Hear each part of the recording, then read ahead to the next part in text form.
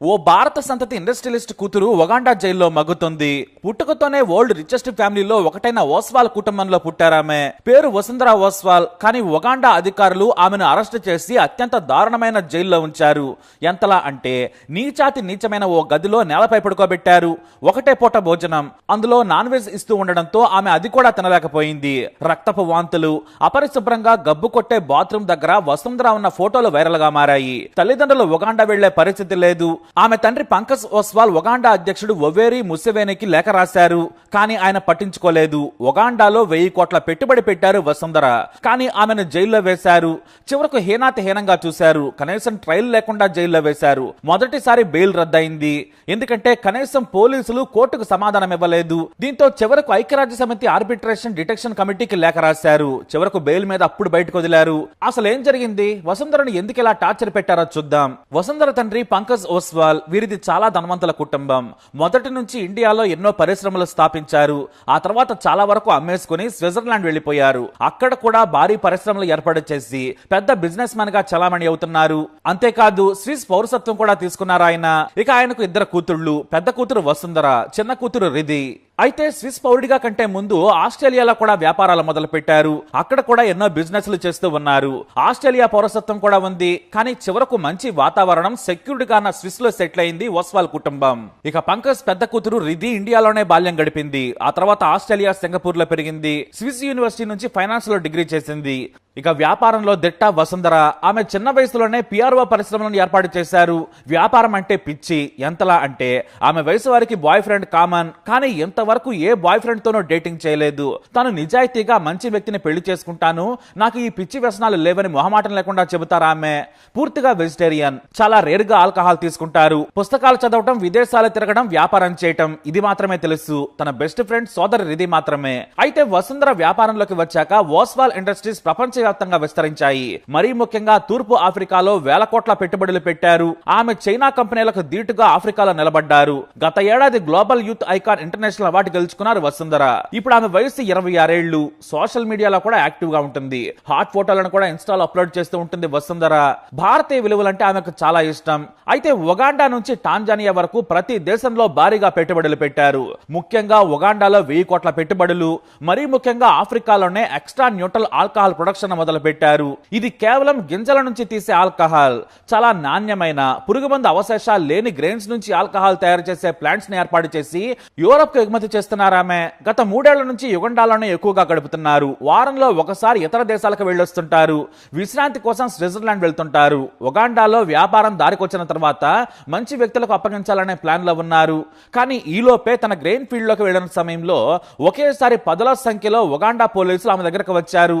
తన పర్సనల్ సెక్యూరిటీతో పాటు కంపెనీ ప్రతినిధులు ఉండగానే మిమ్మల్ని అరెస్ట్ చేస్తున్నామన్నారు. ఆమె ఒక్కసారిగా షాక్ అయింది. అసలు మీరు ఎందుకు అరెస్ట్ చేస్తున్నారని నిలదీశారు. కానీ వాళ్ళు సమాధానం చెప్పలేదు. దీంతో తన ఎంబసీ అధికారులతో మాట్లాడిన తర్వాత మీరు అరెస్ట్ చేయాలని సూచించారు. కానీ వాళ్ళు అస్సలు వినలేదు. చిన్నగా ఓ పోలీస్ అధికారి నోరు విప్పాడు. ఒక వ్యక్తి హత్య కేసులో మిమ్మల్ని అరెస్ట్ చేస్తున్నామని చెప్పడంతో వసుంధర వణికిపోయింది. నేనెందుకు చంపుతాను? మీకు తప్పుడు సమాచారం అందింది. స్విస్ ఎంబసీ, ఆస్ట్రేలియా రాయబార్య కార్యాలయాలకు కాల్ చేసి మాట్లాడతానంది. 1 నిమిషం సమయం ఇవ్వాలని కోరింది. ఆమె ఎంబసీకి కాల్ చేస్తుండగానే ఫోన్ లాక్కున్నారు పోలీసులు. ఇతరులను దూరంగా పంపించి పోలీస్ స్టేషన్ తీసుకెళ్లారు. అక్కడ స్టేషన్ లో 10 గంటల పాటు అత్యంత దారుణమైన మహిళల సెల్లో ఉంచారు. ఆ బాత్రూమ్ కంపుకి ఆమె వాంతి చేసుకున్నారు. వేరే బట్టలిచ్చి కూర్చోబెట్టారు. తన తల్లిదండ్రులతో మాట్లాడతానని చెప్పినా కూడా వినలేదు. ఆ తర్వాత ఒక జైల్లో పడేశారు. ఏ జైల్లో కూడా ఆమెకు తెలియదు. కంపాలాలో ఓ మహిళల జైల్లో ఉంచారు. ఇక తాను అరెస్ట్ అయినట్లు కనీసం తన తల్లిదండ్రులకు కాల్ చేస్తానని కోరినా కూడా వినలేదు. ఇంతలోనే ఆమె కంపెనీ ప్రతినిధులు లాయర్ని తీసుకొచ్చారు. కానీ ఆ లాయర్ కి కూడా సమాధానం చెప్పలేదు. ఛార్జ్ షీట్ కాపీ అడిగితే లాయర్ ను బయటకు తోసేశారు. దీంతో ఆయన వారితో గొడవకు దిగారు. వాస్తవానికి అక్కడంతా అవినీతి, లంచాలతోనే దేశం నడుస్తూ ఉంటుంది. చివరకు ఆమె మన దేశంలో పెద్ద వ్యాపారవేత్త, స్విస్ పౌరరాలు. ఇలా ట్రీట్ చేయొద్దని లాయర్ కోరినా కూడా పోలీసులు దబాయించి పంపించారు. ఇక చివరికి లాయర్ ఆ స్థానిక మీడియాకు ఫోటో తీసి విషయాన్ని లీక్ చేశారు. ఆ వార్త కాస్త మీడియాలో వైరల్ గా మారింది. భారతీయ మూలాలున్న స్విస్ వ్యాపారవేత్త వసుంధరను పోలీసుల హత్య కేసులో ఇరికించారని. దీంతో ఆమె లాయర్ ఊపిరి పీల్చుకున్నారు. ఎందుకంటే విషయం ప్రపంచానికి తెలియకపోతే ఉగాండా జైల్లో ఏం జరిగినా పట్టించుకునేవాడే ఉండడు. చివరకు ఒకే ఒక ఫోన్ కాల్ ను స్విస్ లో ఉన్న తల్లిదండ్రులకు చేసుకునే అవకాశం ఇచ్చారు. తాను దారుణమైన పరిస్థితుల్లో ఉన్నానని, అరెస్ట్ చేశారని వసుంధర చెప్పారు. పోలీసులతో మాట్లాడినా కూడా వినలేదు. చివరకు ఎన్ని కోట్లైనా ఇస్తామన్నా కూడా పోలీసులు పట్టించుకోలేదు. దీంతో పైనుంచే వసుంధరను అరెస్ట్ చేయాలని ఆదేశాలున్నాయని అర్థమైంది. 2 రోజుల తర్వాత పోలీసులు అసలు విషయం చెప్పారు. మీ ఇంట్లో చెఫ్ గా పనిచేస్తున్న ముఖేష్ మనేరియా మిస్ అయ్యాడు. అతన్ని మీరే చంపారని మాకు సమాచారం వచ్చింది. అతని బంధువులు మాకు కాల్ చేశారు. ఇంతకు ముందు ఉగాండాలోనే ఉన్నాడు, కానీ ఇప్పుడు కనిపించడం లేదు. కనీసం ఉగాండా వీడినట్లు విమాన రికార్డ్స్ కూడా లేవు. అందుకే అరెస్ట్ చేశామని చెప్పారు. ఈ ముఖేష్ మనేరియా గతంలో వీరి వ్యక్తిగత విమాన సిబ్బందిలో ఒకటిగా పనిచేశాడు. ఆ తర్వాత వారికి మరింత క్లోజ్ అయ్యాడు. వంటలు బాగా చేస్తూ ఉండడంతో భారత్ నుంచి ఆస్ట్రేలియా తీసుకెళ్లారు. అక్కడి నుంచి స్విస్ లో కూడా పనిచేశాడు. ఆస్ట్రేలియాలో కూడా కొన్నాళ్లు ఉన్నాడు ముఖేష్. అయితే ఇతను స్విట్జర్లాండ్ లోని పంకజ్ ఇంట్లో విలువైన వస్తువులను దొంగిలిస్తున్నాడని గుర్తించారు. వాటి విలువ కనీసం 2 కోట్లు ఉంటుందట. ఎక్కడో విషయం చెప్పుకోవాలి. స్విట్జర్లాండ్ లో అత్యంత ఖరీదైన 10 ఇళ్లలో వీరిది కూడా ఒకటి. స్విట్జర్లాండ్ లోనే అతిపెద్ద ధనవంతుల కుటుంబంగా ఓస్వాల్ ఉంది. అయితే చివరకు చెఫ్ గా ఉన్న ముఖేష్ ను బెదిరించడంతో తానే తీశానని ఒప్పుకున్నాడు.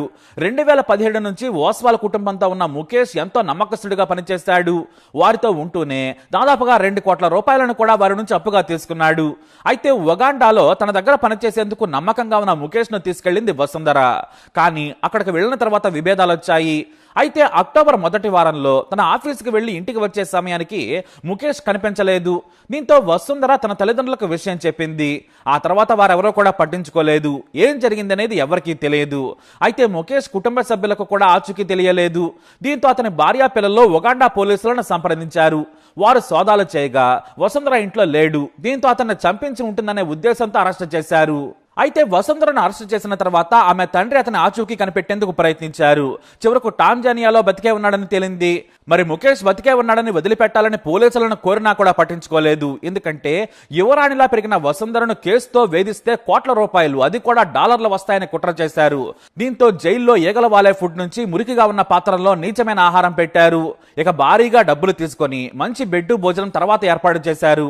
అయితే ట్రయల్ కూడా లేకుండానే జైల్లో ఉంచడం మొదలు పెట్టారు. ఎంబసీ అధికారులు ఉగాండా ఉన్నతాధికారులను సంప్రదించినా కూడా సరైన సమాధానం రాలేదు. దీంతో చివరకు ఐక్యరాజ్య సమితి ఆర్బిట్రేషన్ డిటెన్షన్ కమిటీకి లేఖ రాశారు. అంతేకాదు ఉగాండాలోని మీడియా సంస్థలకు భారీగా డబ్బులిచ్చి అధ్యక్షుడికి బహిరంగ లేఖ ప్రచురించేలా చేశారు పంకజ్. ఉగాండా అధ్యక్షుడు యవేరీ ముసెవెనీ పెద్ద నీచుడు. గత 38 ఏళ్లుగా ఆయనే ప్రెసిడెంట్. ఎన్నికలు లేవు, ఏమీ లేవు, అంతా ఆయనే. కేవలం ఎన్నికలనే తంతు నడిపించి నేనే గెలిచానని ప్రకటించుకుంటాడు. అడుగడుగున అవినీతే. పోలీసులు, ఉన్నతాధికారులు, చివరకు అధ్యక్షుడికి కూడా వసుంధర మీద పెట్టిన కేసులో పాత్ర ఉంటుందని అంతర్జాతీయ మీడియా తీవ్రంగా విమర్శించింది. $100 మిలియన్ పైగా పెట్టుబడులు పెట్టిన యువ వ్యాపారవేత్తని ఎలా అరెస్ట్ చేస్తారని నిలదీశాయి దేశాలు. చివరకు భారీగానే పోలీసు ఉన్నతాధికారులు డబ్బులు తీసుకుని బెయిల్ వచ్చేలా ఏర్పాటు చేశారు. బతుకు జీవుడా అంటూ బయటకు వచ్చింది వసుంధర. బంగారం, వజ్రాలు, ఖరీదైన బెడ్లు, సొంత విమానం, విలాసవంతమైన ఇళ్లలో పెరిగిన వసుంధర జైల్లో నరకయాతన అనుభవించింది. ఆ వాసనకే ఆమెకు కనీసం నీళ్లు కూడా తాగాలనిపించలేదట. దాహం తీర్చుకునేందుకు నీళ్లు తాగితే కడుపు నొప్పితో విలవిలలాడింది. పూర్తి శాకాహారి అయిన ఆమెకు కావాలనే బీఫ్ భోజనం పెట్టారు జైలు అధికారులు. ఆ తర్వాత పంది మాంసం కూడా పెట్టి తినాలని బలవంతం చేశారు. మరోవైపు తమ ప్రాణాలకు ముప్పు ఉందేమోనని వసుంధర తల్లిదండ్రులు సైతం స్విట్జర్లాండ్లోని నిర్మానుష్య ప్రాంతంలో దాక్కోవాల్సిన పరిస్థితి ఏర్పడింది. అయితే బెయిల్ మీద బయటకు వచ్చిన తర్వాత వసుంధర తల్లిదండ్రులు భారత మీడియాతో మాట్లాడారు. ఉగాండా అంటేనే అవినీతి, అక్కడ ప్రతిదీ డబ్బుతోనే నడుస్తోంది. తమ పోటీ వ్యాపారవేత్తలు లేదంటే కరప్ట్ పొలిటీషియన్స్, ఆఫీసర్స్ కలిసి చేసిన కుట్ర అని చెప్పారు. ప్రస్తుతానికి ఆమె బెయిల్ మీద ఉన్న ఉగాండా దాటి రావాలంటే సమయం పట్టేలా ఉంది. అయితే 3 వారాల జైలు జీవితం నుంచి కోలుకునేందుకు వసుంధరకు సమయం పట్టేలా ఉంది. మరోవైపు ఆమె తల్లిదండ్రులు అక్కడికి వెళ్లే పరిస్థితి లేదు. దీంతో కంపెనీ ఉద్యోగులు ఆమె బాగోగులు చూసుకుంటున్నారు. ఇక తప్పిపోయిన ముఖేష్ బతికే ఉన్నాడని తెలిసినా కూడా కేసు కొట్టేయలేదు. మాకు ఆఫ్రికాలోని ప్రతి దేశంలో ఇళ్లున్నాయి, వాటిలో పనివారున్నారు. ముఖేష్ మాతో పాటే తిరిగేవాడు. కానీ దొంగతనం చేసి కోట్ల విలువైన వస్తువులు తీసుకున్న తర్వాత విభేదాలు వచ్చాయి. అయినా మేము అతన్ని ఏమీ అనలేదు. సడన్ గా ఇంటి నుంచి వెళ్లిపోయాడు.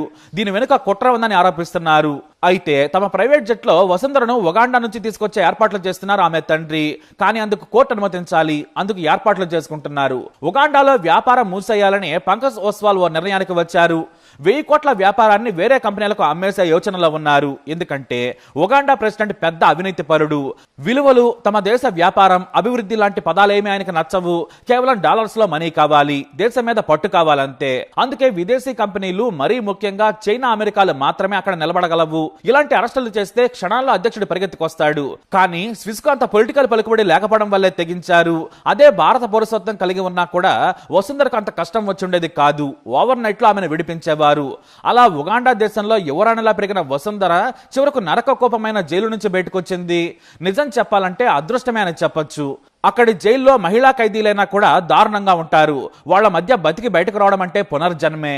మరి ఇలాంటి దేశాల్లో ఉన్న నీచులను ఏం చేయాలి? అభిప్రాయాన్ని కమెంట్ ద్వారా తెలియజేయండి. ఈ వీడియో అప్డేట్స్ కోసం మా ఛానల్ ఫాలో అవ్వండి. అలాగే తప్పకుండా సబ్స్క్రైబ్ చేసుకోండి.